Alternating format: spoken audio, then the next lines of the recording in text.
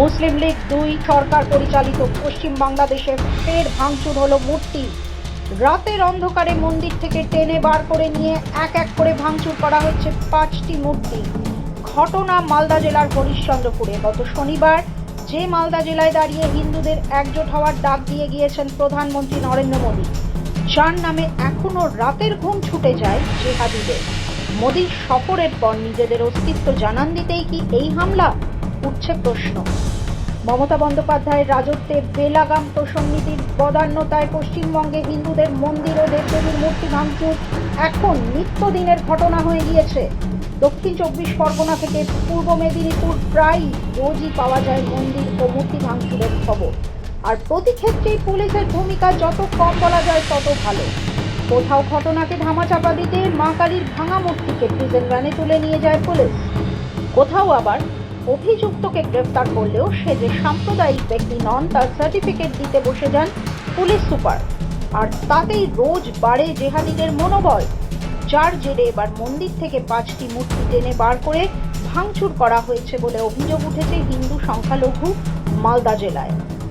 মালদার হরিশ্চন্দ্রপুরের রাঙ্গাইপুরে হরিবাসর মন্দিরের 5টি মূর্তি ভাঙচুর করা হয়েছে বলে অভিযোগ করেছেন স্থানীয় হিন্দুরা। তারা জানিয়েছেন, বৃহস্পতিবার সকালে স্থানীয় মহিলারা মন্দিরে গিয়ে দেখেন সেখানে থাকা 5টি মূর্তি গায়েব। এরপর মূর্তি খুঁজতে বেরিয়ে গ্রামবাসীরা দেখতে পান মন্দির থেকে প্রায় 400 মিটার দূরে মূর্তিগুলো ভেঙে রেখে গিয়েছে কেউ বা কারা। এর মধ্যে রয়েছে রাধাকৃষ্ণের মূর্তি। স্থানীয়দের অভিযোগ, বুধবার গভীর রাতে কেউ মন্দির থেকে মূর্তিগুলিকে বার করে ভাঙচুর করেছে। টুকরো টুকরো করে ভাঙা হয়েছে মূর্তিগুলো, যাতে স্পষ্ট কোনো বিদ্বেষ থেকেই এই কাজ করে থাকবে হামলাকারীরা। গতকাল রাত্রে প্রায় হয়তো 12টা থেকে হয়তো 2টা হতে পারে, কিংবা 12টা থেকে 1টা হতে পারে। এই সময় আমাদের পুরাতন রাঙ্গাইপুর মন্দির, হরিবাসর মন্দির, সেই মন্দিরে আমাদের প্রতিমা 5টা, একটা রাজা, একটা কৃষ্ণ, 2টা গৌরনীতায়, একটা হচ্ছে মা বুড়ি, 5টা মূর্তি। সেই মূর্তি আমাদের মন্দির থেকে প্রায় 400 মিটার দূরে নিয়ে এসে মূর্তিটিকে ভেঙে ফেলেছে, ক্ষতবিক্ষত করে ভেঙে ফেলেছে। এই বাগানে ফেলেছে, আবার সরিষার খেতে ফেলেছে। কতগুলো মূর্তি ছিল? 5টা মূর্তি ভেঙে চুরে ফেলেছে। এখন আমরা চাইছি যে থানার আমাদের আইসি সাহেব আসামিকে ধরুক। আমার জানা নেই, আমি প্রায় রাত্রি 8টা সাড়ে 8টা নাগাদ আমি বাড়ি চলে এসেছিলাম কালকে।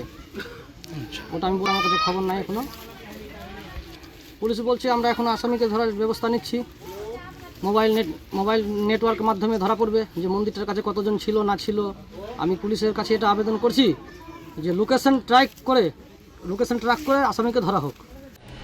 সকালের ঘটনা সকলের নজরে এলে খবর দেওয়া হয় হরিশ্চন্দ্রপুর থানায়।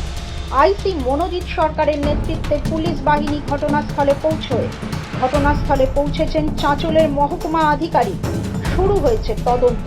গত শনিবার মালদার ইংরেজ বাজারে এসে উত্তরবঙ্গকে 6টি ট্রেন উপহার দিয়েছেন প্রধানমন্ত্রী নরেন্দ্র মোদী। তার মধ্যে রয়েছে দেশের প্রথম বন্দে ভারত স্লিপার ট্রেন। এরপর জনসভায় প্রধানমন্ত্রী স্পষ্ট করেছেন দেশে কোনো অনুপ্রবেশকারীকে টিকতে দেবেন না তিনি। প্রধানমন্ত্রীর সফরের পর জেলার হিন্দুরা নতুন করে জোট বাঁধতে শুরু করেছেন। তাতেই কি ভয় পেয়ে বাংলাদেশের কায়দায় পরপর 5টি মূর্তি ভেঙে নিজেদের অস্তিত্বের জানান দিল জেহাদিরা? ব্যুরো রিপোর্ট, মাধ্যম।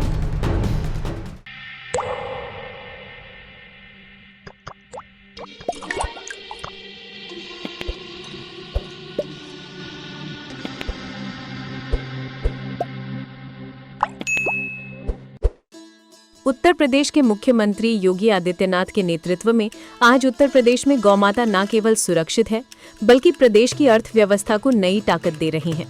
मुख्यमंत्री योगी आदित्यनाथ ने गोवंश संरक्षण को सामाजिक, सांस्कृतिक और आर्थिक क्रांति में बदल दिया।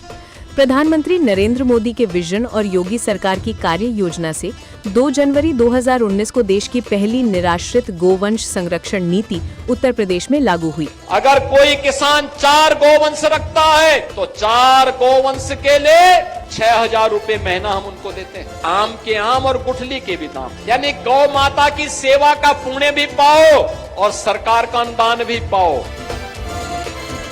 आज प्रदेश में 7,717 गौशालाओं में 12,52,000 गोवंश संरक्षित हैं। 520 मोबाइल वेटनरी यूनिट्स, 2200 से अधिक प्राथमिक पशु चिकित्सालय और 2575 पशु सेवा केंद्र दिन रात सक्रिय हैं।